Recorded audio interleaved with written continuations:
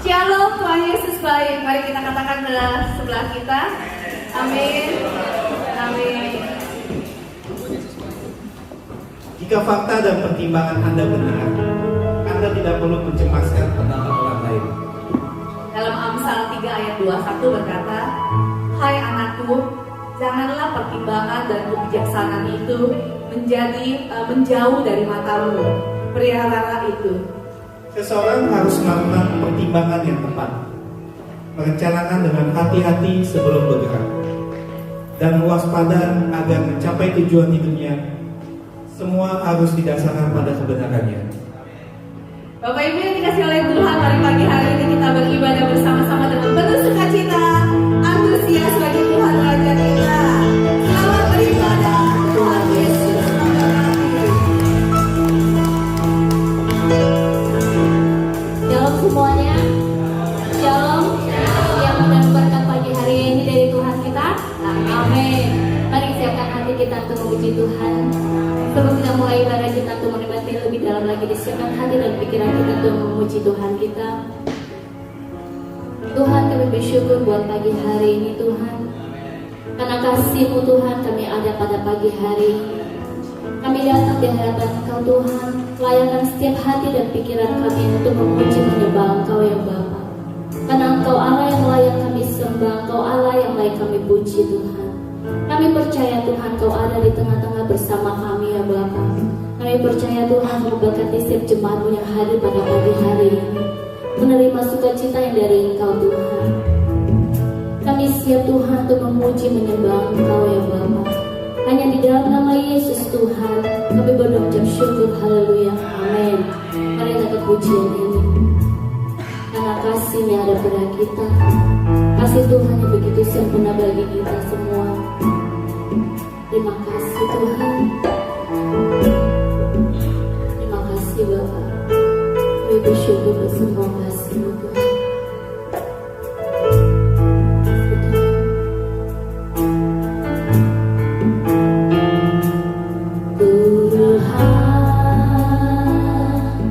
Kasih-Mu yang sempurna Kau berikan hidupku, menggantikan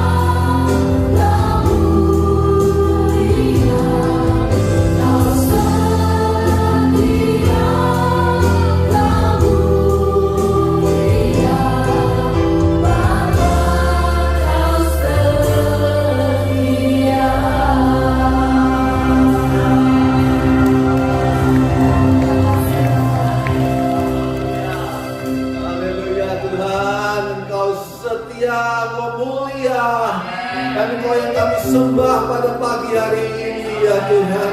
Allah yang dahsyat, Allah yang luar biasa, Allah yang mulia, sekaligus Allah yang sangat setia dan mengasihi kami.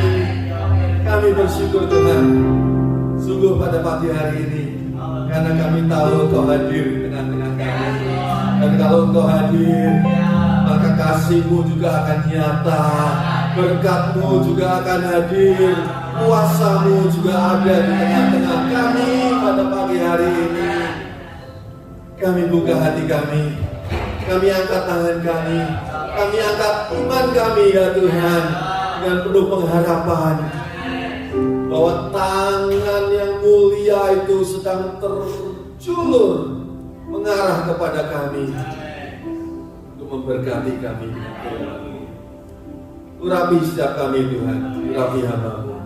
Dalam nama Tuhan Yesus Kristus, kami semua menyerahkan pembicaraan firman Tuhan pada pagi hari ini. Haleluya.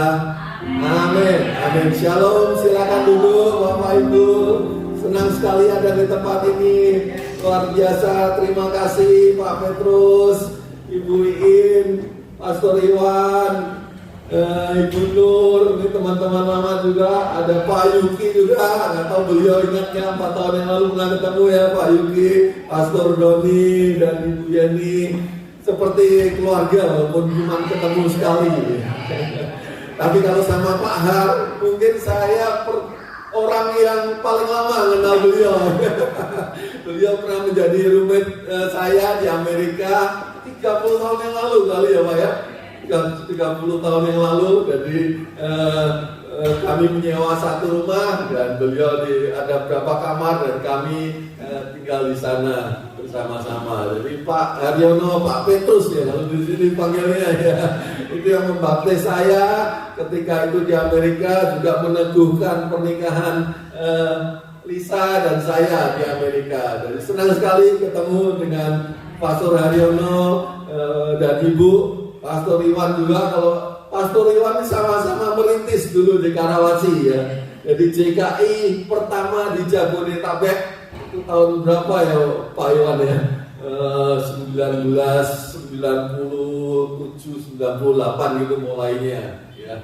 Jadi senang sekali bertemu dengan Bapak Ibu saya sekalian. Saya jadi ingat tentang cerita reuni. Jadi udah lama gak ketemu, 40 tahun ya, ada lulusan SMA gitu kan, SMA yang sama, dan mereka merencanakan reuni. Ada katakan si Agus ya akan datang dan dia kontak beberapa teman-teman wanitanya, kita berangkat bareng yuk ke reuni ya. Mereka seneng, para teman-teman wanita ini 4 orang dijemput. Oke, kita kumpul di depan mall ya, Matahari Mall gitu ya, kalau di sana kan ada Matahari Mall ya. Oke, nanti saya jemput ya. Dan Pak Agusnya datang, dia nyampe di tempat, lihat kanan kiri kok nggak ada 4 cewek-cewek teman lamanya ini. Dia datang, dia jalan dari ujung ke ujung, sekali nggak kelihatan, 2 kali, 3 kali nggak kelihatan. Akhirnya dia telepon temannya, gimana nih kamu? Saya udah bolak-balik 3 kali nggak ketemu. Kamu di mana? Kan janjiannya jam 9 pagi. Ini sudah jam berapa? Lalu temannya bilang, loh, kami sudah di situ di depan mall. Dan kami menunggu. Kamu nggak ada yang datang, nggak ada yang lewat. Kami ini 4 orang cewek-cewek di depan mall. Oh, itu kamu tadi saya lihat sih 4 orang nenek-nenek di situ. Lah itu kami. Loh, itu kamu tuh. Oh, sorry. Iya, kita juga cari kamu, kok nggak ketemu. Memang tadi ada kakek-kakek botak lagi lewat terus di depan mall. Ya, akhirnya memang reuni kadang-kadang surprise ya. Tapi saya bersyukur di sini kok tambah muda ya. Buin Pak Harni lebih muda dari 30 tahun yang lalu. Memang penuh sukacita beliau ini. Saya senang kalau ketemu Pak Har ya. Memang, tapi Pak dulu lebih bersinar juga. Nggak tahu maksudnya. Dulu Pak Har ini anggota Perbakin. Singkatannya apa? Nah, nanti boleh tanya saya kalau mau. Ya, Gubernur Pak Iwan juga nggak berubah ya. Gubernur juga dari dulu seperti itu. Jadi bersyukur ya. Kami datang hari Senin yang lalu. Kita sudah jalan-jalan seminggu, wah senang sekali. Memang tempat ini tempat yang istimewa ya, baik sekali. Kami diajak dengan teman-teman Pastor Iwan kemana-mana, nikmat sekali. Dan memang ini tempat yang menyenangkan. Jadi anak kami Mirasela graduated dari ICMS di Menli, jadi sebabnya kami datang ya. Kemuliaan bagi Tuhan, haleluya. Pak Han sempat ngomong ketika kita jalan-jalan di Little Beach ya, Pak ya, itu tempatnya bagus. Ada apartemen yang menghadap ke laut. Wah, saya bilang kalau bisa tinggal di situ atau punya apartemen di situ, enak bener ya. Lalu Pak Han bilang, tapi nanti sebentar juga bosan. Tapi memang ya manusia itu seperti itu ya. Punya rumah bagus, gak lama juga bosan. Lalu dia bilang, nanti di surga pasti banyak yang baru ya. Kalau enggak kan kita bosan kekekalan di sana gitu ya. Dan saya rasa Tuhan itu sudah mempersiapkan segala sesuatu. Sudah tahu bumi ini cuma satu dari kata para ahli 200 billion triliun bintang atau planet. 200 billion triliun. Itu kalau billion nolnya 9, triliun nolnya 12, berarti 200 billion triliun itu artinya 2 dengan 23 nol di belakangnya. Gede sekali alam semesta ini. Dan saya yakin Tuhan itu nggak menciptakan segala sesuatu tanpa purpose. Sekarang orang masih bingung, buat apa sih Tuhan buat seperti itu? Kelihatannya yang ada makhluk hidup kok cuma di bumi gitu kan? Kan aneh. Tapi saya rasa Tuhan itu nggak menciptakan segala sesuatu tanpa tujuan. Dan saya kok merasa ya nanti ngomong-ngomong tadi kok di surga bosan, enggak. Karena Tuhan sediakan playing ground yang demikian luasnya nggak terbatas. Dan kalau di dunia ini ada namanya kecepatan mobil, ada juga yang disebut kecepatan suara, kecepatan sinar, itu cepat sekali. Tapi saya pikir nanti ya, saya rasa ya ini ngobrol aja, akan ada yang namanya speed of thought ya, kecepatan pikiran. Jadi di surga mungkin kita pengen ke Mars, tiba-tiba kita ada di sana. Jadi gak akan bosan saya pikir Pak Arya. Amin Pak. Haleluya, haleluya. Salam dari Indonesia. Saya tahu teman-teman di sini juga walaupun sudah lama tinggal di sini, ada yang sudah citizen, PR, tapi masih mendoakan Indonesia, kota kelahiran, kota negara kelahiran dan negara yang kita cintai. Puji Tuhan Indonesia masih dalam keadaan baik, melihat suasana dunia yang tidak gampang ya, dengan adanya COVID dan segala macam ini kan kacau di banyak negara, ada yang bangkrut ya. Kita dengar Sri Lanka juga bangkrut ya kan, karena ya banyak hal ya.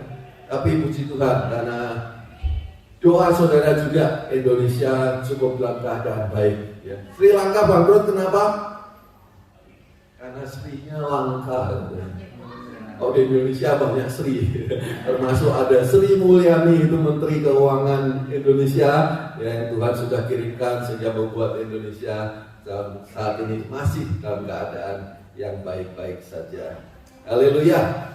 Subsidi di Indonesia katanya sangat besar ya, karena BBM ini kan ternyata memang harganya melonjak ya, sudah 600 triliun lebih. Tapi puji Tuhan, Tuhan memberikan natural resources, batu bara, nikel, iron dan segala macam, sehingga pajak dari natural resources itu juga mendekati angka subsidi yang diberikan. Kalau enggak sudah bangkrut juga negara kita ya, tapi Tuhan baik. Haleluya. Hari ini kita akan baca firman Tuhan, yaitu introduction aja, dari Yohanes 21 ayat 1 sampai 14. Kalau boleh satu orang membacakan Yohanes 21 ayat 1 sampai 14. Ini cerita tentang Yesus di Danau Tiberias. Ada beberapa hal yang menarik yang saya mau bagikan. Saya berdoa setiap kita diberkati, setiap kita mendapatkan sesuatu yang istimewa dari Tuhan pada pagi hari ini. Karena kita ini hadir, kita ada di tempat ini bukan mencari manusia, tapi biar Tuhan sendiri yang berbicara melalui firman-Nya pada pagi hari ini. Yohanes 21 ayat 1 sampai 14, boleh? Terima kasih. Yohanes pasal 21 ayat 1 sampai 14. Yesus menampakkan diri kepada murid-muridnya di pantau Danau Tiberias. Ayat pertama. Kemudian Yesus menampakkan diri lagi kepada murid-muridnya di pantai Danau Tiberias, dan ia menampakkan diri sebagai berikut. Di pantai itu berkumpul Simon Petrus, Thomas yang disebut Didimus, Nathanael dari Kana yang di Galilea, anak-anak Zebedius, dan 2 orang muridnya yang lain. Kata Simon Petrus kepada mereka, "Aku pergi menangkap ikan." Kata mereka kepadanya, "Kami pergi juga dengan engkau." Mereka berangkat lalu naik ke perahu, tetapi malam itu mereka tidak menangkap apa-apa. Ketika hari mulai siang, Yesus berdiri di pantai. Akan tetapi murid-murid itu tidak tahu bahwa itu adalah Yesus. Kata Yesus kepada mereka, "Hai anak-anak, adakah kamu mempunyai lauk pauk?" Jawab mereka, "Tidak ada." Maka kata Yesus kepada mereka, "Tebarkanlah jalamu di sebelah kanan perahu, maka akan kamu peroleh." Lalu mereka menebarkannya, dan mereka tidak dapat menariknya lagi karena banyaknya ikan. Maka murid yang dikasihi Yesus itu berkata kepada Petrus, "Itu Tuhan." Ketika Petrus mendengar bahwa itu adalah Tuhan, maka ia mengenakan pakaiannya, sebab ia tidak berpakaian, lalu terjun ke dalam danau. Murid-murid yang lain datang dengan perahu karena mereka tidak jauh dari darat, hanya kira-kira 200 hasta saja, dan mereka menghela jala yang penuh ikan itu. Ketika mereka tiba di darat, mereka melihat api arang dan di atasnya ikan dan roti. Kata Yesus kepada mereka, "Bawalah beberapa ikan yang baru kamu tangkap itu." Simon Petrus naik ke perahu, lalu menghela jala itu ke darat, penuh ikan-ikan besar, 153 ekor banyaknya. Dan sungguh pun sebanyak itu, jala itu tidak koyak. Kata Yesus kepada mereka, "Marilah dan sarapanlah." Tidak ada di antara murid-murid itu yang berani bertanya kepadanya, "Siapakah engkau?" Sebab mereka tahu bahwa ia adalah Tuhan. Yesus maju ke depan, mengambil roti dan memberikannya kepada mereka. Demikian juga ikan itu. Itulah ketiga kalinya Yesus menampakkan diri kepada murid-muridnya sesudah ia bangkit dari antara orang mati. Haleluya. Ya, ini cerita yang semua kita mungkin pernah mendengarnya, ya. Jadi murid-murid Tuhan Yesus, ada Petrus, ada Thomas, ada Nathanael, ada anak-anak Zebedius. Semalaman mereka pergi untuk menjala di Danau Tiberias, tapi tidak ada hasilnya. Kita tahu Danau Tiberias itu bukan danau yang besar sebenarnya, ya, dibandingkan dengan Danau Kaspia, Danau Michigan, nggak ada apa-apanya.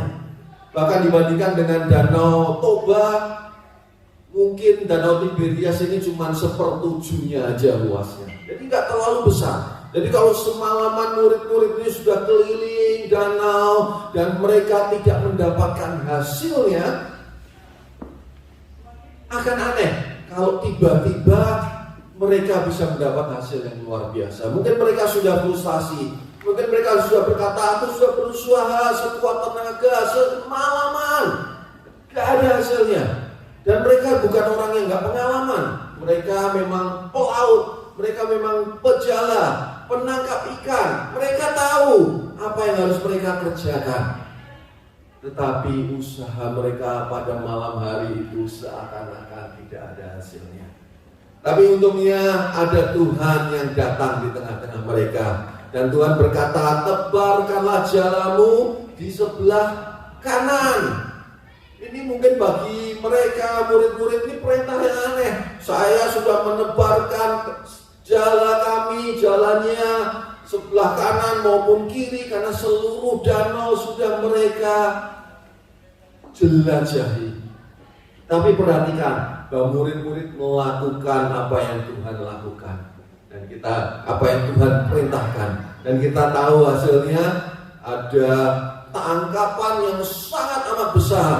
Bahkan jalannya itu penuh, ada 153, bukan sembarangan ekor ikan, tetapi ekor ikan yang besar-besar. Dan jalannya tidak koyak. Kalau kita baca di sebelumnya, Tuhan juga pernah memberikan murid-murid suatu mujizat tangkapan ikan yang besar, tetapi jalannya koyak. Karena apa? Karena waktu itu Tuhan bilang, tebarkan your nets, jala-jalamu. Tetapi murid-murid pada waktu itu hanya menebarkan satu jala, sehingga koyak. Karena terlalu besar berkat yang disediakan. Saudara-saudara, seringkali masalah itu memang ada di dalam kehidupan kita. Orang Kristen bukan berarti bebas masalah, tetapi Tuhan biarkan, Tuhan memang tidak melarang, izinkan masalah itu terjadi untuk apa? Supaya kita mengalami mujizat. Hidup kekristenan adalah hidup yang penuh dengan mujizat, penuh dengan penyertaan Tuhan. Seringkali mungkin kita nggak sadar bahwa apa yang kita jalani, apa yang kita ucapkan, apa yang kita doakan itu terjadi. Beberapa saat yang lalu saya ketemu teman lama saya di SMA. Kami panggil dia sudah jadi profesor di salah satu badan pemerintah pernukliran ya. Jadi kami mengundang dia untuk acara full gospel. Dan ternyata teman lama saya, dia juga kaget ketemu. Dan dia bilang ketika itu, Han, kamu ingat gak? Pada waktu itu saya masih belum percaya Tuhan, masih SMA, dan kamu orang yang ngajak saya ikut retreat. Saya nggak punya duit, kamu juga nggak punya. Tapi dia bilang, saya ingat kamu bilang tunggu minggu depan ya, kita cari uangnya. Dan akhirnya saya bisa pergi, dan di situ saya diselamatkan. Saya kaget, itu surprise bagi saya. Di kesempatan yang lain saya ketemu teman lama saya juga di salah satu bank. Dia cerita, Han, ingat gak pada waktu itu? Oh, siang-siang nelpon saya ngajak makan bareng. Dan di situ kita cerita, kamu gak tahu bahwa waktu itu, hari itu, saya sudah memutuskan untuk cerai dengan istri saya. Saya udah putuskan gak kuat, pernikahan ini kelihatan gak bisa berlangsung lagi. Tapi engkau cerita sesuatu, dia ngomong mengenai seseorang, keadaannya, di hari tuanya, segala macam. Dan akhirnya karena itu saya memutuskan untuk tidak bercerai. Seringkali kita nggak sadar apa yang kita lakukan itu dampaknya luar biasa. Dan saya pikir hal yang sama. Saya membiasakan dalam hidup saya ini untuk melakukan segala sesuatu dengan ekspektasi bahwa mujizat itu menyertai hidup saya. Hal yang simpel, ketika saya tadi naik taksi, ngobrol-ngobrol sama supirnya, dia cerita, saya ngomong saya mau ke gereja, saya bilang ketika sudah selesai, God bless you. Hal yang simpel, tapi saya nggak tahu, dan saya juga seringkali merasa nanti di surga itu akan banyak surprise. Mungkin doa-doa seperti itu seakan-akan kita sia-sia, ya nggak ada jawabnya. Tapi saya rasa kita semua akan kaget nanti. Saya biasakan kalau kita lewat ibadah, rumah ibadah yang agama lain di Indonesia, saya angkat tangan saya atau dalam hati doakan, Tuhan, lawat Tuhan, berikan jalan yang lurus yang mereka cari. Hal yang simpel seperti itu. Karena memang Tuhan mau kan kita hidup di dalam doa, ya kan? Doa yang tidak berkeputusan. Ketika saya melihat di kantor teman-teman saya yang sangat rajin berdoa gitu kan, ya kita mungkin beberapa kali jauh lebih sering dari kita. Saya sering kali dalam doa, dalam hati berdoa, Tuhan jamah mereka. Ketika saya masuk kantor, ya simple, kita doain kantor kita, ya kan? Kita seringkali kan nggak melihat hasilnya, tapi saya percaya di surga nanti kita akan banyak sekali kejutan dari apa yang kita lakukan. Ya, kita berjalan dalam mujizat Tuhan. Setiap hari, setiap saat kita expect sesuatu yang besar terjadi menurut kehidupan, di dalam kehidupan kita. Nah, kita ada anak saya yang saya sangat kasihi, Mirasela, ya, dari kata miracle, ya. Saya pernah sharingkan, saya lupa ya. Jadi ketika umur bayinya, janinnya masih 2 bulanan gitu ya, istri saya waktu itu WL, Iwan mungkin tahu ceritanya ya, Wan, di CKI kan semangat itu, loncat-loncat itu, waktu itu memang luar biasa ya. Jadi spotting ya, keluar pendarahan. Jadi itu udah kedua kalinya, lalu kita bawa ke dokter, dokternya bilang wah ya sudah, ini udah keluar ya, udah hilang, bahkan dikasih obat untuk membersihkan supaya nggak infeksi. Dan kalau nggak salah udah sempat diminum satu, lalu istri saya bilang, mujizat mungkin gak sih? Tuhan bisa gak memberi mujizat? Masa sudah 2 kalinya kita keguguran lagi? Kita sangat merindukan ya anak ya pada waktu itu. Dan saya bilang ya bisa aja, kita doa gitu kan. Lalu kita berdoa bersama-sama, dan seminggu kemudian kita balik lagi ke dokter yang sama. Dokternya kaget, ternyata ada lagi janin yang dikatakan sudah hilang itu. Dan kami senang sekali, sekaligus juga deg-degan ya kan, udah spotting, udah dokternya bilang udah hilang, lalu juga udah minum obat segala macam. Tapi kami percaya kalau Tuhan sudah memulai sesuatu yang baik, pasti Dia akan menyelesaikannya. Jadi ketika lahir saya ikut masuk pertama ya, seperti bapak-bapak yang lainnya kita cek semuanya, jarinya komplit enggak, tangan kakinya. Tapi puji Tuhan ya, Tuhan memberikan yang terbaik dengan anak yang kami punyai, Mirasela, yang ada di tempat ini. Haleluya. Hidup kita ini memang penuh masalah, tapi juga sekaligus penuh dengan mujizat. Kalau saya bertanya atau mengatakan Tuhan kita itu Tuhan yang kecil, pasti kita semua nggak setuju ya kan? Pasti semua kita bilang ini ajaran sesat, ya benar. Tapi hari ini kita pikirkan, apakah kita mempercayai itu dengan segenap hati kita? Di dalam setiap kehidupan kita, apakah mindset kita itu sudah sesuai dengan firman Tuhan, bahwa Dia memang Tuhan yang sangat istimewa di dalam kehidupan kita. Saudara-saudara, di dalam kehidupan ini kita memang dilatih Tuhan untuk menghadirkan Dia di tengah-tengah kehidupan kita, di tengah masalah kita. Apa yang Tuhan mau Dia lakukan, Tuhan mau melakukannya melalui hidup kita. Amin Bapak Ibu. Haleluya. Haleluya. Saya ingat cerita mengenai Daud dan Goliat, semua kita tahu akan hal itu ya. Daud itu setengah dari ukurannya Goliat. Goliat sangat besar, dia prajurit yang sangat besar dan sangat kuat. Dan ketika Goliat menantang para pasukan Israel itu, kita tahu apa yang terjadi ya. Mereka semua pada takut kecuali Daud. Mereka takut ketika itu, pasukannya pada takut, dan bahkan ketika Goliat menantang untuk satu orang menghadapi dia satu demi satu, gak ada yang berani kecuali Daud. Dan perhatikan apa yang Daud katakan. Dia katakan, siapakah engkau, hai Goliat, orang yang tidak bersunat, yang berani menantang barisan Allah yang hidup. Perhatikan itu kata-kata dari Daud. Kita semua tahu. Dan berkata Daud itu menang. Karena apa? Karena Allah ada di pihaknya. Karena Tuhan ada di pihak Daud. Tetapi ada satu perkataan menarik dari Daud. Siapakah engkau, orang Filistin yang tidak bersunat? Yang tidak bersunat. Rupanya ada satu kebenaran di sini, bahwa Daud tahu siapa dirinya dan siapa Goliat itu. Sunat itu kan tanda covenant, ya kan, perjanjian antara umat Israel dengan Tuhannya.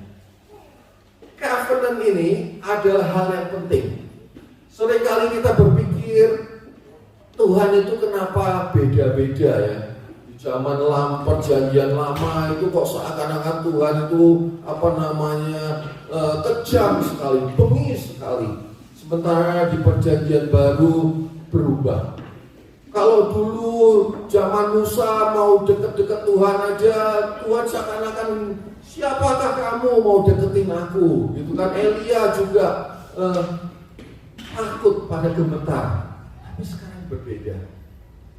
Jadi memang saudara-saudara, Tuhan itu bergerak berdasarkan perjanjian. Jadi di Alkitab ini ada beberapa perjanjian, ya paling nggak ada 3 lah, mungkin 4 ya. Abrahamic Covenant, Mosaic Covenant, dan yang terakhir adalah perjanjian baru ya, atau perjanjian kasih karunia. Jadi memang Tuhan itu berbeda. Tuhan itu Allah yang memegang perjanjian. Kalau kita perhatikan di Keluaran 19, sebelum dan sesudahnya ada perbedaan yang besar. Abrahamic Covenant ini berdasarkan apa? Berdasarkan keturunan. Jadi siapa yang keturunan Abraham, Tuhan janji akan diberkati dengan luar biasa. Kalau Mosaic, Musa, perjanjian Musa itu berdasarkan perbuatan mereka yang akan menentukan akan diberkati atau tidak. Nah, kalau perjanjian baru beda lagi. Itu berdasarkan status. Kamu anak Tuhan, kamu sudah lahir baru atau belum. Jadi memang berbeda, ada perjanjian yang berbeda-beda. Nah, saya kerja di bank ya, saya cukup lama kerja di bank, jadi saya tahu lah yang namanya perjanjian. Saya tahu artinya kalau perjanjian itu diperbarui itu artinya apa. Saya tahu kalau ada addendum terhadap perjanjian itu artinya apa. Jadi memang perjanjian itu sangat menentukan. Nah, nanti saya akan bahas lebih lanjut mungkin mengenai hal ini di sesi siang ya, jam 2 katanya saya juga mendapat kehormatan untuk menyampaikan hal itu. Tetapi kesempatan dalam kehidupan kita ini harus kita gunakan untuk selalu ketika kita menghadapi masalah apapun, semakin besar masalah artinya semakin besar kesempatan yang Tuhan berikan untuk kita melihat mujizat demi mujizat di dalam kehidupan kita. Kenapa mujizat ini terjadi di Danau Galilea, di Danau Tiberias, Ini karena Petrus dan teman-temannya menuruti apa yang firman Tuhan katakan. Ketika Tuhan berkata, tebarkanlah ke sisi kanan dari kapalmu, jalamu tebarkanlah ke sana. Walaupun gak masuk akal, walaupun kelihatannya aneh, kanan kiri sama aja, orang sudah semalaman mereka berusaha sia-sia. Tapi karena Engkau menyuruhnya Tuhan, mereka melakukannya. Dan kita melihat luar biasa hasilnya. Saudara-saudara, Tuhan itu Tuhan yang memberikan direction di dalam kehidupan kita. Memang kita harus bergerak, kita harus berjalan dulu. Seringkali kita berdoa, Tuhan aku gak mau bergerak kalau Engkau tidak berbicara. Gak ada yang salah dengan doa seperti itu, tetapi ada kalanya juga kita bergerak dulu, baru Tuhan memberikan sense of direction. Kemarin saya bilang ke Pak Har, Tuhan itu gak bisa memberikan arah pada mobil yang sedang parkir. Kalau parkir mobilnya mau suruh belok kanan kiri ya orang parkir ya kan. Tapi kalau mulai bergerak, Tuhan bisa memberikan arah dalam kehidupan kita. Seringkali kita harus mulai bergerak dulu. Tetapi yang penting memang kita melakukan firman-Nya di dalam kehidupan kita. Kalau Tuhan suruh hal ini, Tuhan suruh hal itu, bahkan bisa juga Tuhan melarang. Ya pernah Tuhan melarang Rasul Paulus untuk mengabarkan Injil di suatu daerah. Kan seringkali kita berpikir loh, mengabarkan Injil kan sesuai dengan firman Tuhan. Itu kan yang Tuhan suruh. Tetapi bisa aja Tuhan melarang. Ya, jadi memang Tuhan itu Allah yang sangat istimewa, spesial, yang bisa berbicara di dalam hati kita. Jadi setiap hari kita buka hati kita untuk mendengar suaranya, yang pasti mendengarkan firman-Nya. Ada satu yang istimewa di dalam ayat-ayat ini, dalam cerita mengenai mujizat Tuhan di Danau Tiberias ini. Kalau kita lihat ada satu pribadi yang spesial yang bernama Yohanes. Ini Yohanes ini apa?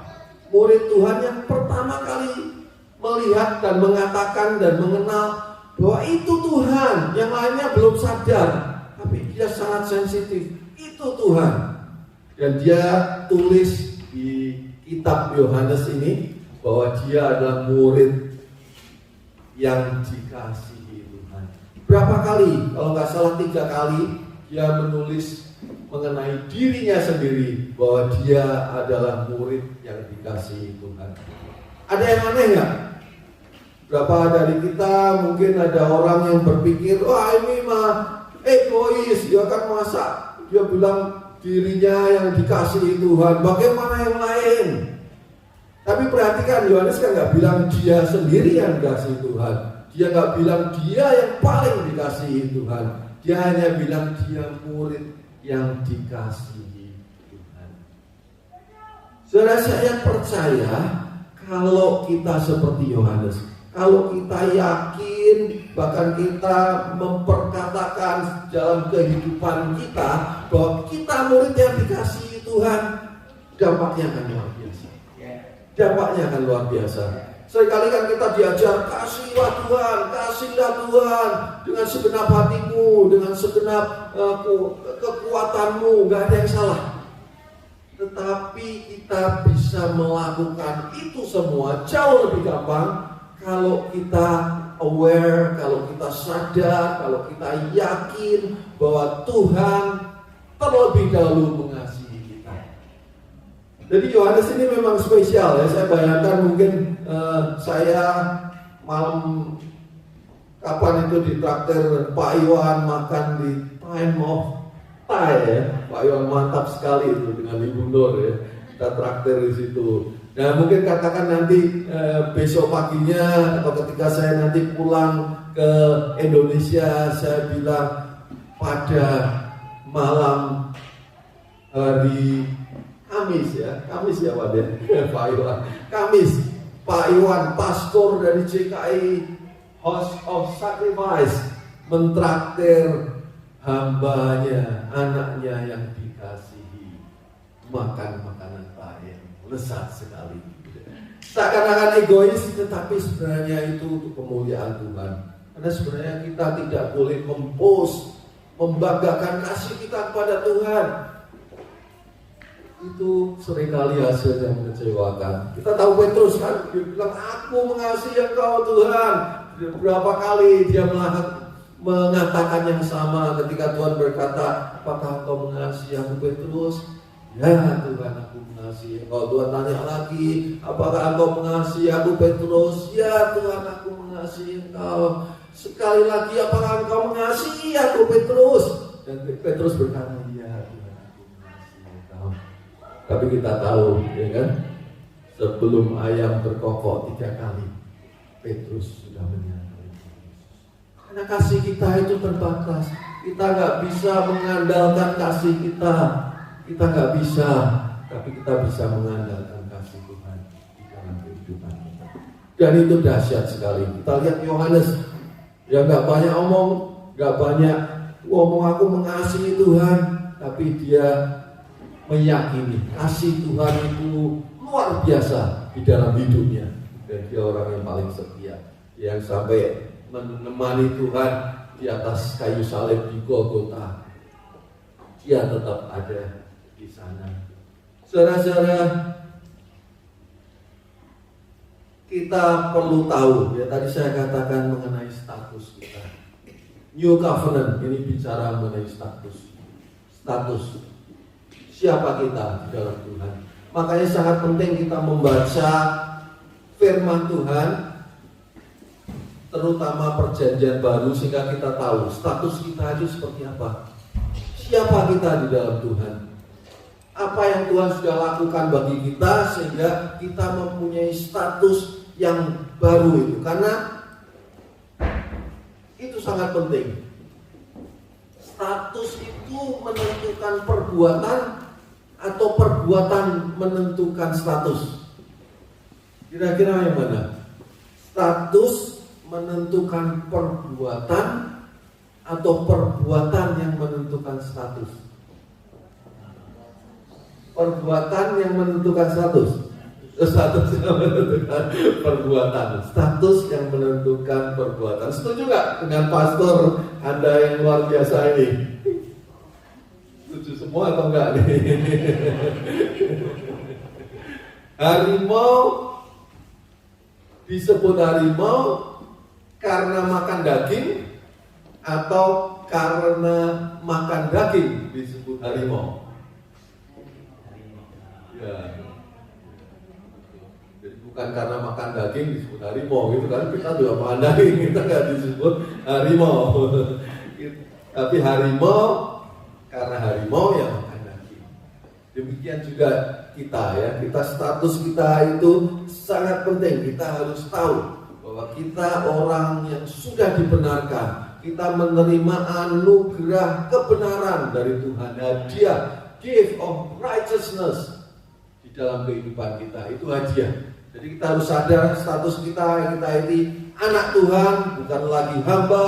Kita ini adalah orang benar, bukan lagi orang berdosa.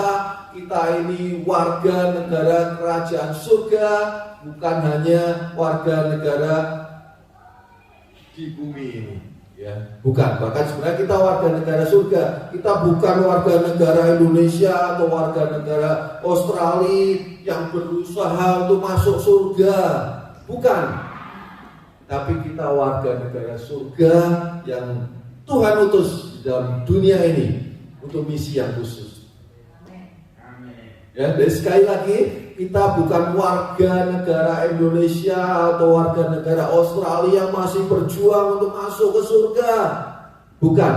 Karena anugerahnya yang luar biasa, karena kasihnya yang luar biasa, kita sudah menjadi warga negara surga. Sudah berpindah dari kegelapan ke kerajaannya yang terang. Kita warga negara surga yang mempunyai misi yang Tuhan taruh di dunia ini untuk mempunyai dengan misi yang sangat khusus. Saudara-saudara, Roma 8:32 ini suatu ayat yang luar biasa. Boleh dibacakan Pastor Ray, Roma 8 ayat 32. Ini salah satu ayat kesukaan saya. Kita sampai berapa lama Pak? Aman ya? 12:30? 12:30? Oke, siap. Thank you. Ya, Roma 8:32. Roma 8 ayat 32.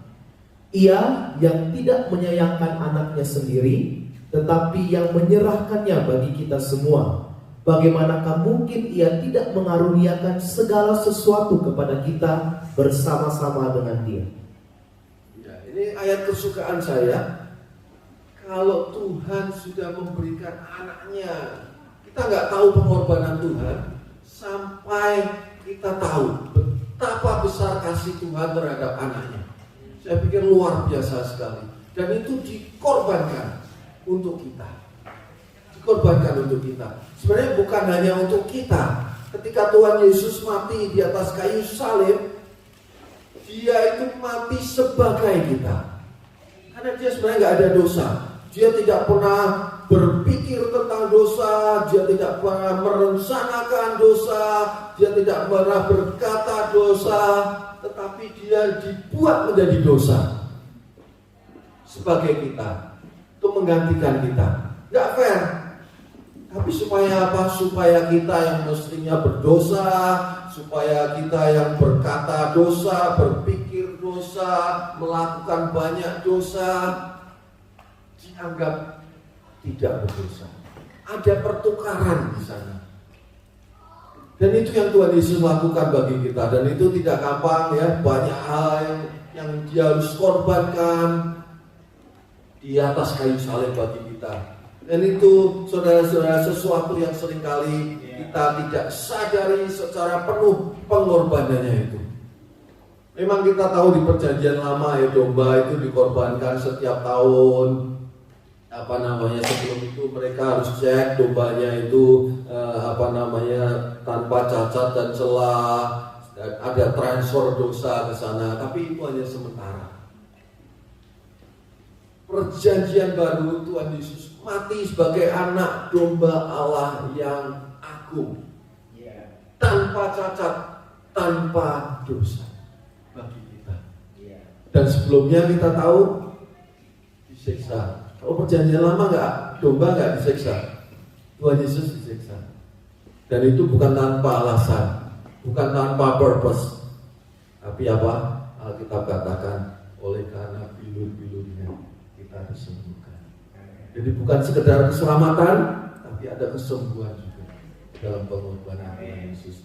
Makanya di Roma 8 ayat 32 dikatakan, bagaimana mungkin dia tidak memberikan segala sesuatunya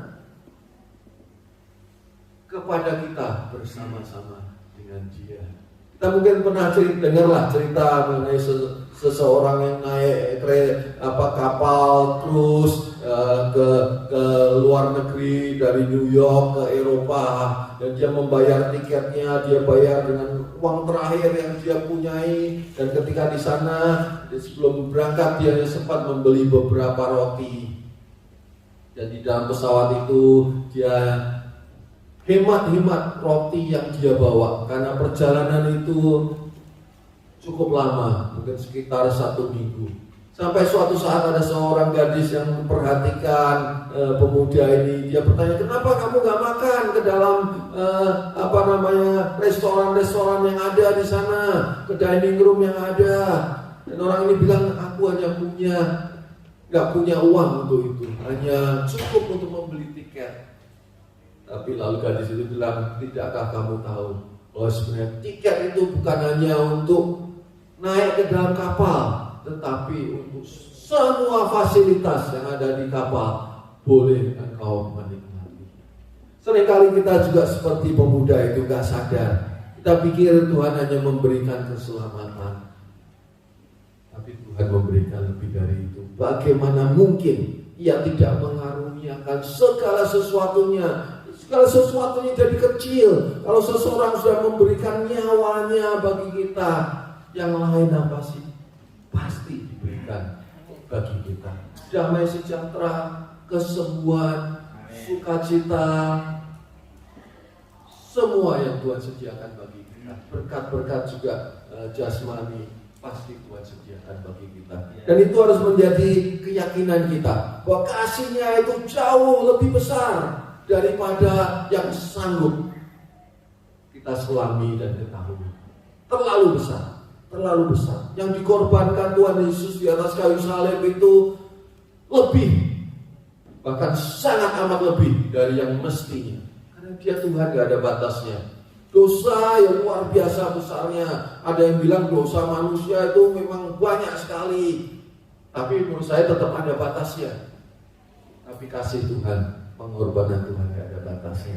Jadi mungkin seperti misalnya saya utang kepada Pak Re ya, Pastor Re, udah jadi pastor, saya senang sekali ya. Luar biasa Pak Re, Tuhan berkati pelayanan Anda. Misalnya saya utang 10 juta kepada Pak Re, dan 10 juta kekecilan ya, 1 M deh. Mereka dua itu banyak. 1 M. Ketika saya ketemu, tapi saya nggak punya uang untuk membayar. Berapa kali Pak Ari datang kepada saya, nggak punya, saya nggak bisa bayar. Gitu. Dan saya makin hari kan makin malu kan. Ketika ketemu Pak Ari pasti berusaha menghindari. Ketemu pasti saya nggak mau mendekati, ya kan? Karena ya selain mungkin ditagih juga nggak enak, malu, punya utang yang takut. Tapi puji Tuhan rupanya pastor saya dari Amerika ini baik hati, dia mengetahui pergumulan saya, dan dia ketika tahu bahwa saya utang 1M kepada Re, beliau mau membayar utang itu. Tapi yang luar biasa, Re bukan dibayar 1M Anda, beliau ini sangat kaya raya, bukan 2M, 100M. Wah, luar biasa sekali kan? Nah, misalnya saya tahu tentang hal itu, bahwa Re ini ternyata sudah dibayar oleh Pastor Haryono 100M, utangnya cuma 1M dibayar 100. Kira-kira saya malu-malu ketemu Re lagi nggak? Enggak. Justru saya datangin itu gara-gara kamu ngutangin saya. Kamu sekarang bisa beli mansion yang di tepi beach yang paling bagus itu. Saya kapan-kapan boleh nginep dong di situ. Gak takut-takut lagi, ya kan? Nah itu yang Tuhan Yesus lakukan. Dia membayar jauh melebihi dari utang. Itu beda dengan perjanjian lama. Kalau pengorbanan di perjanjian lama gak cukup, utangnya lebih besar dari pengorbanan domba maupun persembahan apapun, gak cukup. Kalau kita lihat cerita Elia ketika dia melawan nabi-nabi Baal yang ratusan itu, sebelum mujizat api Tuhan datang dari langit, Elia mempersiapkan suatu korban persembahan. Ada lembu jantan, lalu disiram air, karena waktu itu kan musim kemarau yang sangat amat panas. Jadi air sangat berharga diberikan, disiapkan di atas batu. Dan apa yang terjadi, api dari Tuhan datang, membakar habis semua persembahan. Dikatakan bekasnya gak ada. Air, api, batunya juga pada hancur semua, pada hilang semua. Lembu jantannya habis, bersih, pengorbanannya kurang, dosanya jauh lebih banyak. Tapi berbeda dengan apa yang terjadi di Kalvari. Beda. Bahkan Tuhan Yesus itu sebenarnya bukan mati karena natural atau seperti biasa, dikatakan bahwa dia menyerahkan nyawanya. Tidak bisa ada yang membunuh Tuhan Yesus, ya. Dia katakan, Bapa, dalam tanganmu aku serahkan nyawamu. Dia serahkan nyawanya. Dia serahkan nyawanya di atas kayu salib. Dan itu memang jauh lebih besar daripada yang ada. Dianya tetap ada, Tuhan tetap ada di sana, dan serahkan dengan penuh sukacita, dengan sukarela. Pengorbanan yang luar biasa bagi kita. Dan kalau kita tahu akan hal itu, kasih Tuhan itu kan nggak ada batasnya bagi kita. Terlalu besar, terlalu luas. Seringkali kita membatasi. Seringkali kita berpikir kalau aku salah sedikit, Tuhan akan hukum saya. Seringkali kalau kita punya masalah, kita berpikir, apa ya yang salah yang aku lakukan sehingga masalah ini terjadi. Seringkali kita seperti itu kan. Seringkali kita tanya, what did I do wrong sehingga masalah ini terjadi. Sebenarnya kita perlu menanyakan, mungkin yang lebih tepat, what did I believe wrong? Apa yang kita percaya yang salah? Mungkin juga kita mempercayai mindset kita salah. Kita menganggap kasih Tuhan itu biasa, kasih Tuhan itu gak cukup. Tapi Alkitab sini katakan kasihnya itu gak terbatas, ya. Dia bukan hanya mati untuk kita secara keselamatan, tapi Dia siap untuk memberikan yang terbaik di dalam kehidupan kita. Tuhan sudah memberikan status yang sangat istimewa. Yakini bahwa kasih-Nya bagi kita itu luar biasa. Boleh sombong, bukan karena kita mengasihi Tuhan, tapi karena Tuhan sangat mengasihi kita. Kita boleh cerita kasih-Nya demikian besarnya, gak akan lebih. Omongan kita itu dari apa yang sebenarnya Dia berikan. Gak terbatas tadi, gak terbatas 100M ya. Nanti mulai cari boleh ya di apartemennya. Next time saya datang boleh nginep di apartemen yang bagus. Kasih Tuhan itu luar biasa ya, bagi kita. Haleluya. Di Inggris ada satu kota tua di sana, di mana sering ada parade ya. Parade itu apa namanya? Parade gitu ya. Parade pawai dengan segala hiasan yang menarik. Dan di jalan-jalan utama yang dilewati oleh parade itu terdapat kotak putih. Dan di atas kotak putih itu ada nama-nama rupanya. Jadi rupanya orang-orang yang mempunyai duit di sana boleh membeli space itu, kotak putih itu, sehingga ketika parade pawai lewat, mereka bisa ada di atas kotak putih yang ada namanya itu, nama mereka. Orang lain nggak boleh menempati. Jadi mereka bisa datang telat ya. Kalau dulu kita ke Rose Parade ya, Pak Har, Bu In ya di Pasadena ya, itu bagus sekali. Tapi kita harus datang pagi-pagi, kalau nggak dapat tempat, gitu kan. Tapi kalau di kota ini sudah ada kotak spesial bagi yang bisa mampu membayarnya. Jadi ketika parade lewat, mereka bisa menikmati the best view di atas spot yang sangat istimewa.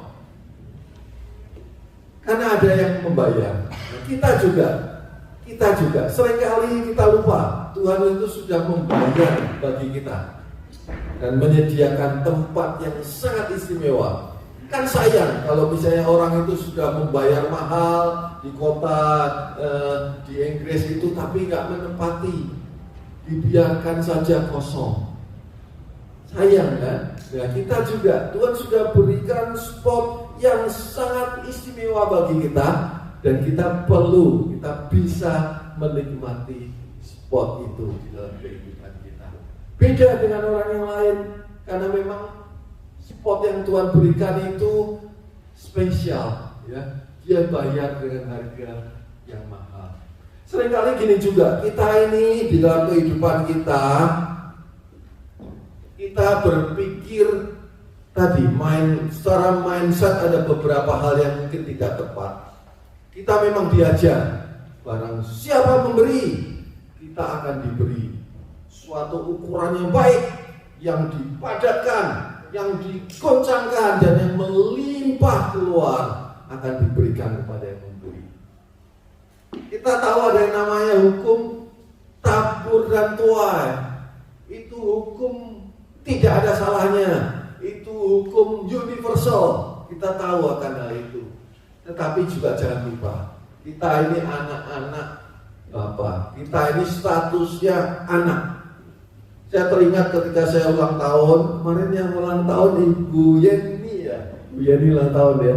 Saya ingat ketika saya ulang tahun beberapa tahun yang lalu, ketika ulang tahun saya biasa berdoa, Tuhan, apa yang Kau mau lakukan tahun ke depan, apa yang Kau mau sediakan, apa yang Kau mau taruh dalam kehidupanku, apa yang perlu aku lakukan Tuhan. Dan banyak hal yang Tuhan kadang-kadang sampaikan, kadang-kadang juga secara jelas, kadang-kadang enggak. Tapi di tahun itu saya ingat, saya selama ini kan yakin ya bahwa saya harus memberi, saya harus berpeluang untuk diberkati. Kalau enggak ada binatang pelahat gitu kan yang akan mengintai kita. Tapi di tahun itu Tuhan katakan satu kata, warisan. Warisan apa ini? Dan saya akhirnya mendapat pengertian, Tuhan ini kan Bapa kita. Alkitab bilang Bapa yang baik itu memberikan warisan kepada anak-anaknya. Ya kita kalau orang tua menyiapkan sebaik mungkin ya, tapi kadang-kadang ya terbatas ya kan, karena kita Bapa yang terbatas. Tetapi Bapa yang kekal itu Dia pasti juga menyediakan warisan yang sangat spesial bagi kita. Hukum tabur tuai ada, itu tetap berlangsung. Barang siapa memberi akan diberi, itu ada. Tetapi jangan lupa akan status kita, anak. Dan Bapa yang di surga pasti juga menyediakan warisan bagi kita. Saya tahu di tahun itu tahun yang sangat spesial bagi kami sekeluarga. Pada waktu itu kami belum mempunyai rumah masih punya mertua. Saya pekerjaan juga biasa-biasa, mobil juga sederhana gitu kan. Pelayanan juga ada, ya not bad. Tetapi saya kaget waktu itu karena Tuhan bilang warisan. Dan saya bersyukur di tahun itu tiba-tiba kantor kami, tempat saya kerja di APN Ampo diambil oleh RBS.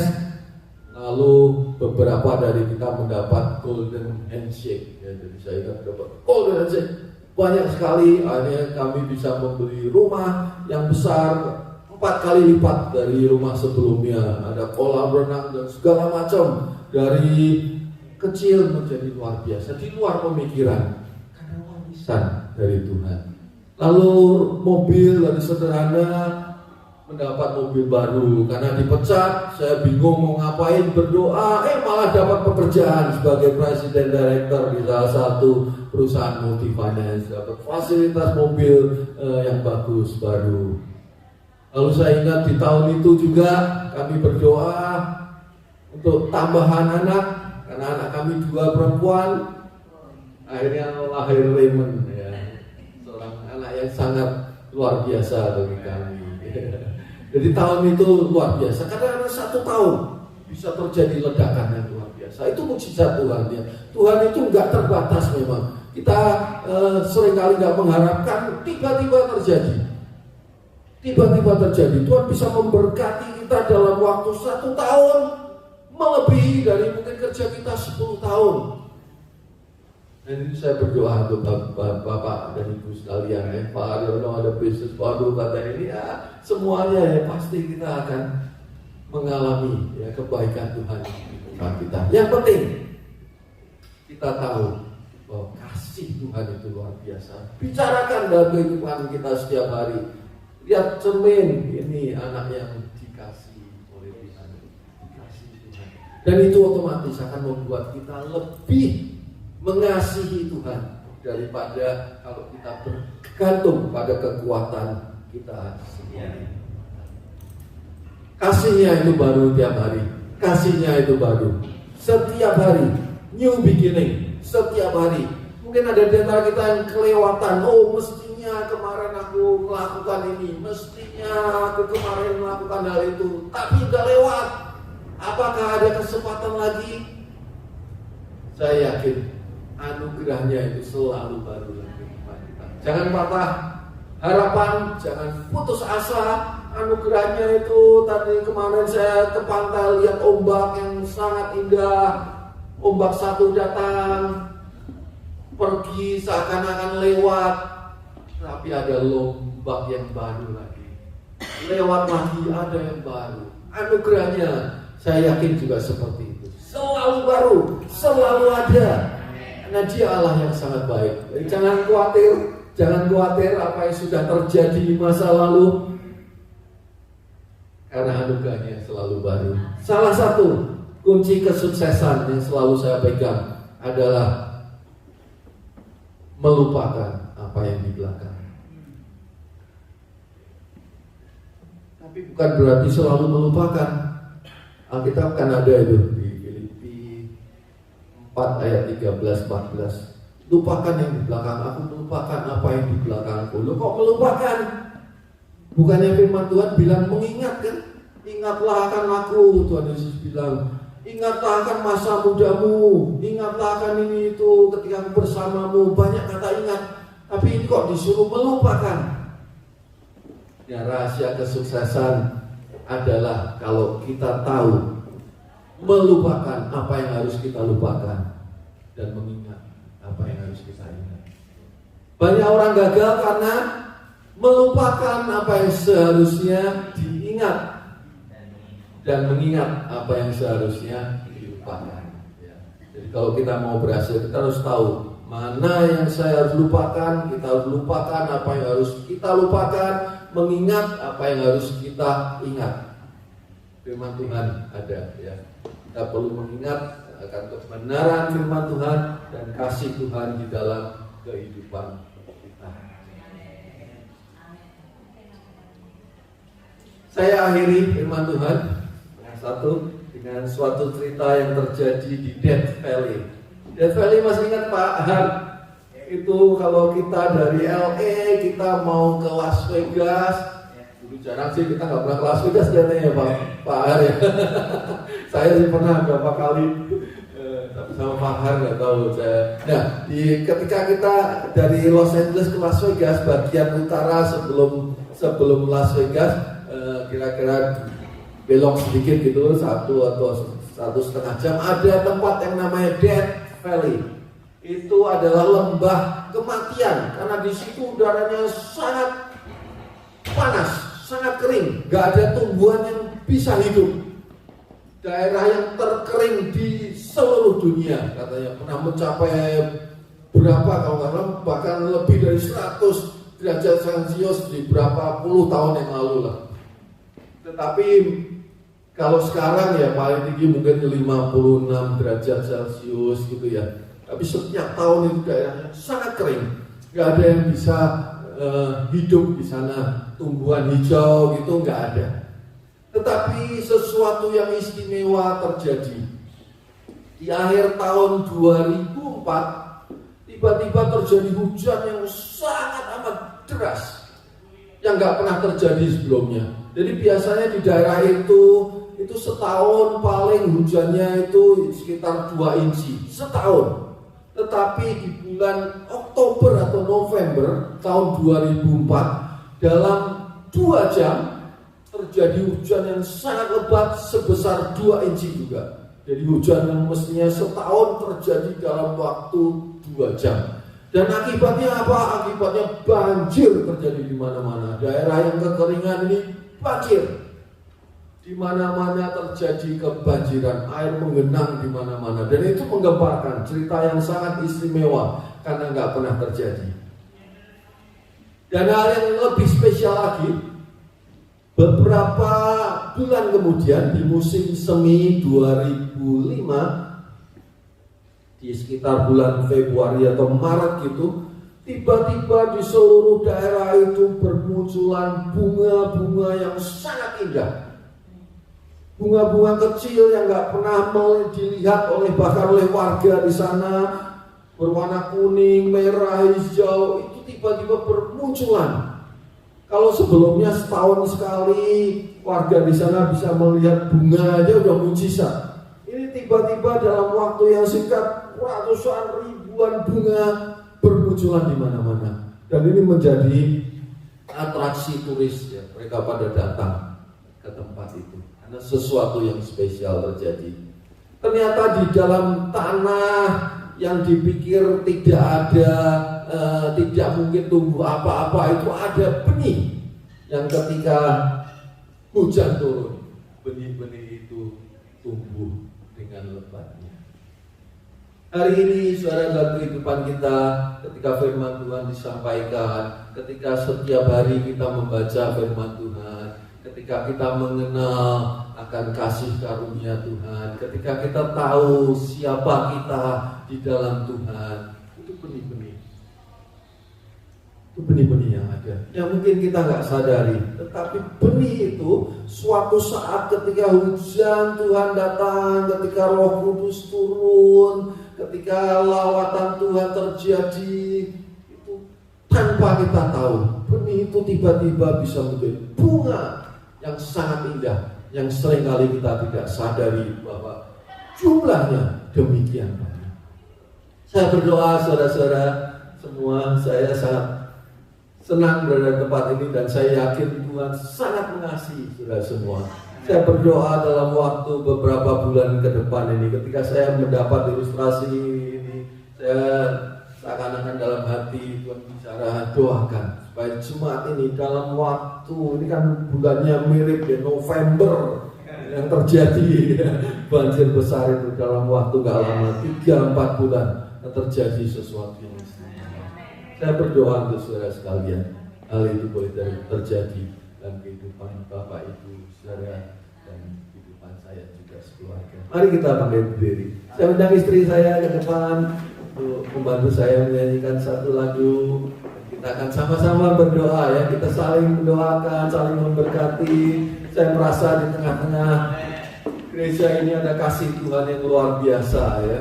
Dan Tuhan itu memberikan perintah baru ya. Di perjanjian baru itu ada perintah baru, bukan perintah lama, yaitu supaya kita saling mengasihi seperti Kristus mengasihi kita. Jadi standarnya Kristus. Dan saya bersyukur ya, tempat ini ada kasih yang luar biasa bagi kita. Haleluya.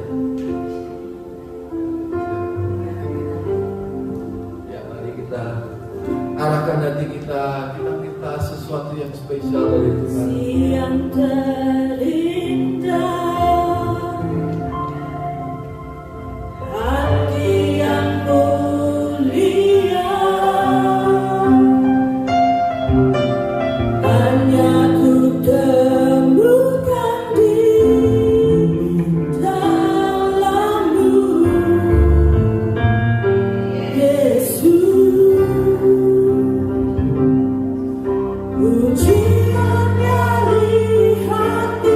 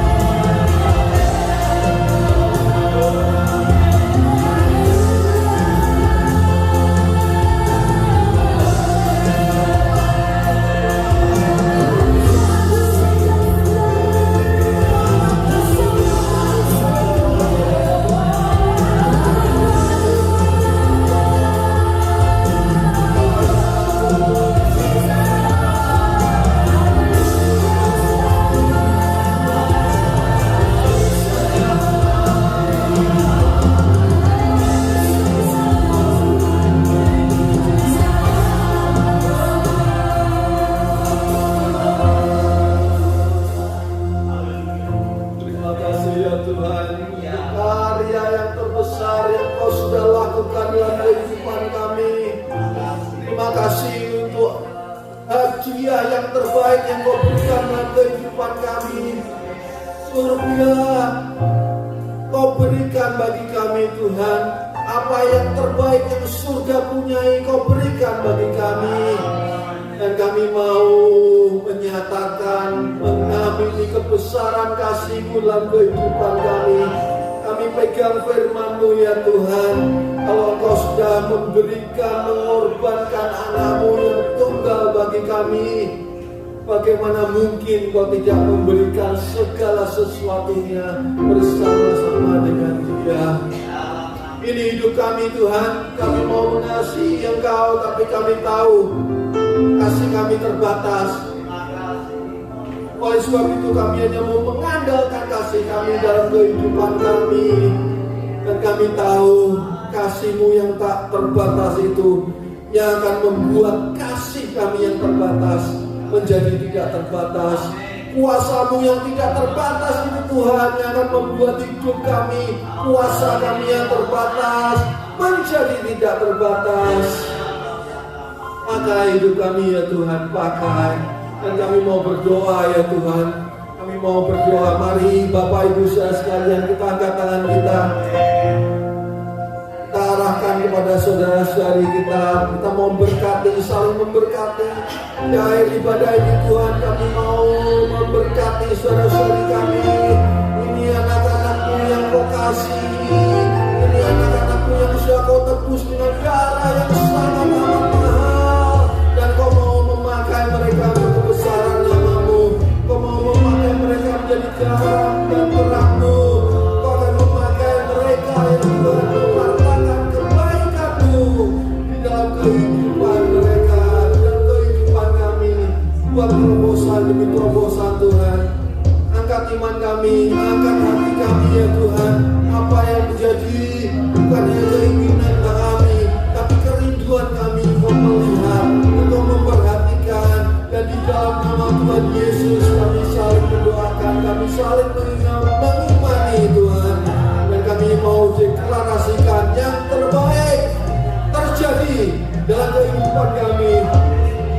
Yang terindah terjadi dalam waktu 3-4 bulan ke depan ini Tuhan. Ada sesuatu yang spesial Tuhan berikan. Terima kasih ya Bapak, terima kasih.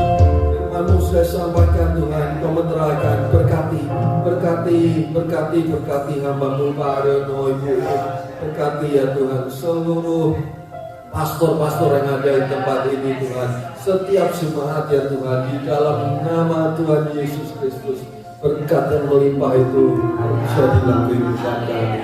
Terima kasih ya Bapak, terima kasih. Mari saudara kita beri kemuliaan yang terbaik bagi Allah kita. The one and only Jesus, our Lord and Savior. Haleluya, haleluya, haleluya. Amin. Tuhan memberkati. Silakan duduk.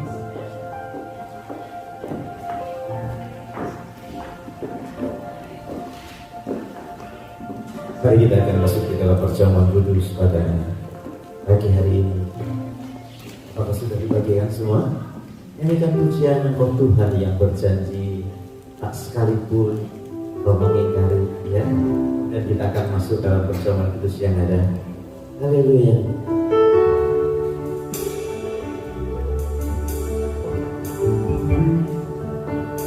Engkau Tuhan yang berjanji tak sekalipun Kau ingkari kesetiaan sungguh terbukti di sepanjang hidupku.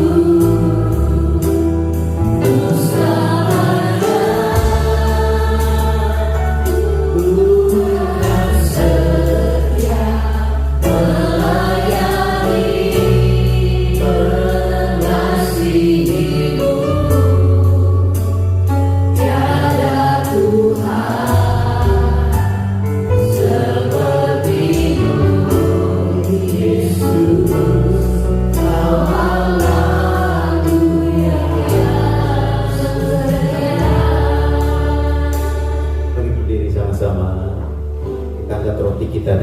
kita tangan ke atas. Luar biasa ya firman-Nya ya. Kalau hari-hari ini Tuhan nyatakan bahwa Dia tidak hanya memberikan keselamatan buat hidup kita. Anggap saudara, ya, Dia bisa memberikan pemulihan. Dia bisa memberikan yang saudara butuhkan. Dia bisa memberikan apa yang saudara butuhkan dalam kesehatan yang ada. Lebih besar dari kebutuhan kita. Kita pikirin kita orang yang paling susah ya di antara seluruh sidang jemaat di tempat ini. Sudah mentok Pak, nggak ada cara untuk tinggal di sini. Sudah mentok Pak, kayaknya nggak bisa diperbaiki rumah tangga yang ada. Pak sudah mentok, kayaknya nggak sanggup nih, makan sekali nih keuangan yang. Dengan baik-baik ya, mujizat masih ada di tengah-tengah kita. Ya, kita buka hati kita karena Dia memberi melebihi dari yang kita butuhkan. Roti dan anggur mengingatkan kita korban yang sudah dibayar mahal. Saudara happy nggak sih punya Tuhan seperti Yesus? Kita tanya sama sebelah kamu happy nggak? Apa lebih suka dengan zaman dulu itu yang belum kenal sama Tuhan? Ya ini dengan kita terus. Memang seperti pengemis yang hanya suka uang, tapi seperti pengemis yang tahu siapa yang ada. Yang lumpuh itu sukanya uang, sehingga lawatan terjadi dia tetap lumpuh. Tetapi yang buta itu dia tahu, yang datang Yesus dia teriak, kasihanilah aku, dan dia diberkati. Saya nggak tahu saudara lebih suka yang mana sih, Tuhan Yesus atau berkatnya? Ya, kalau saudara suka berkatnya, lawatan Tuhan terjadi, engkau tidak mengalami perubahan. Tapi kok fokus sama Tuhan Yesus, sepertinya banyak berkat di sekeliling kita, tetapi Tuhan tahu apa yang saudara butuhkan. Katakan bersama saya, Dia Tuhanku yang tidak terbatas. Kemampuanku terbatas, kesanggupanku terbatas, tapi Tuhanku tidak terbatas. Amin. Mari kita akan sama-sama berdoa.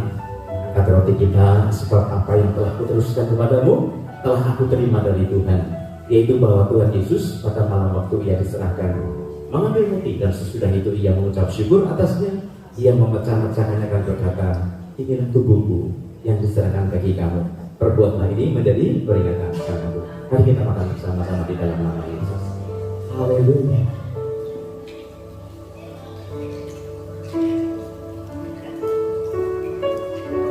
Tubuhmu sudah kau pecahkan supaya kami mendapat kesembuhan, mendapat pemulihan ya Tuhan. Bahkan kami juga percaya firman-Mu hari ini bahwa Engkau Tuhan yang tidak terbatas, melakukan jauh lebih besar dari kebutuhan kami. Kami minta Engkau mengampuni dosa kami dan menjadikan kami memiliki status yang baru, anak yang berhak mendapatkan warisan Bapa yang jauh lebih daripada segala kebutuhan kami. Sakit penyakit, keuangan, keharmonisan, kesehatan, jauh lebih. Angkat anggur kita dengan tangan kanan ke atas. Demikian juga yang mengambil cawan sudah makan lalu berkata, cawan ini adalah perjanjian baru yang dimeteraikan oleh darahku. Perbuatlah ini setiap kali kamu meminumnya, menjadi peringatan akan aku. Kita minum bersama-sama di dalam nama Tuhan Yesus.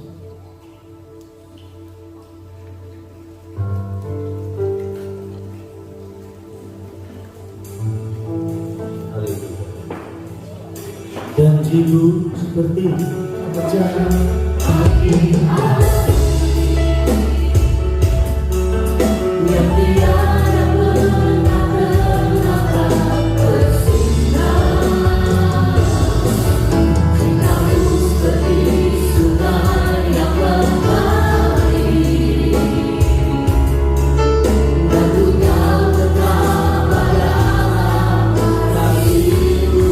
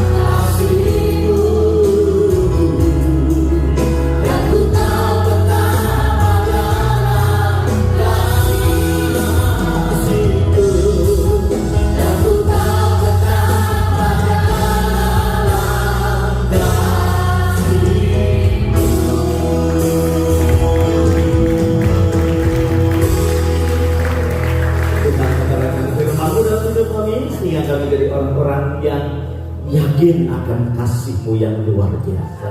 Terima kasih hamba-Mu Bapak Dr. Tuhan berkati dengan luar biasa. Apa yang disampaikannya biar boleh kami mengingat Tuhan Yesus bahwa itu adalah bagian dari perjalanan rohani yang Kau akan kerjakan dalam hidup kami. Terima kasih di dalam nama Yesus.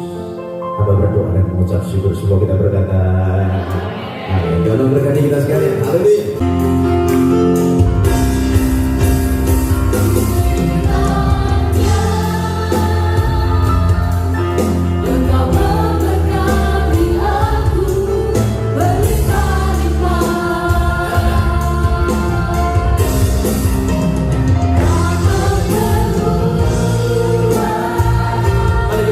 Bersama-sama selesai dengan ibadah pagi ini.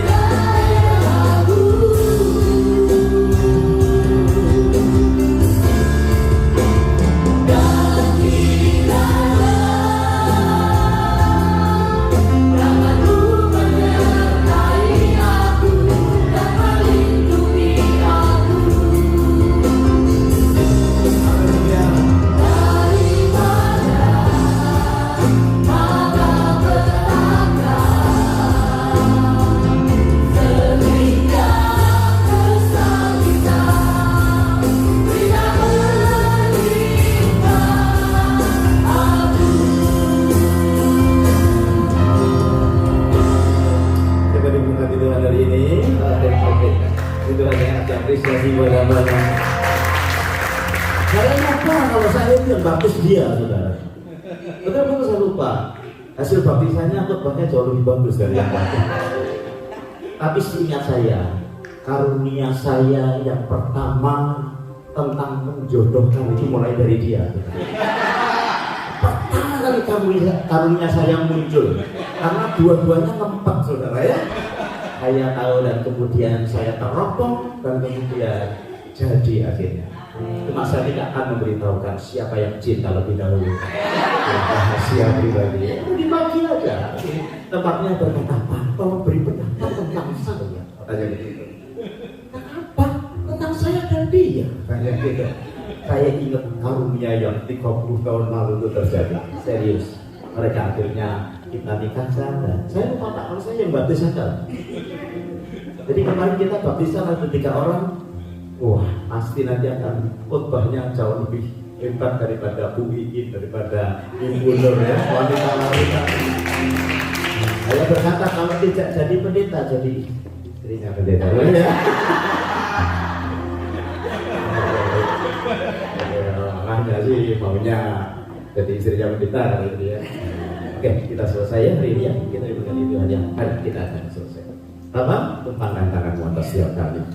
Kami tahu firman Tuhan memerdekakan kami pulang dengan sukacita. Bapak Ibu yang dikasihi Tuhan, yang di tempat ini juga yang ada di luar sana mengikuti acara ini, kita berpisah satu dengan yang lain dengan membawa berkat yang besar dari alam Bapa, cinta kasih dari Tuhan Yesus, dan persekutuannya di dalam Roh Kudus menyertai hidupmu dan hidupku sekarang bahkan sampai selama-lamanya. Semua kita berkata amin. God bless you. Tuhan memberkati kita. Happy Sunday. Sampai jumpa.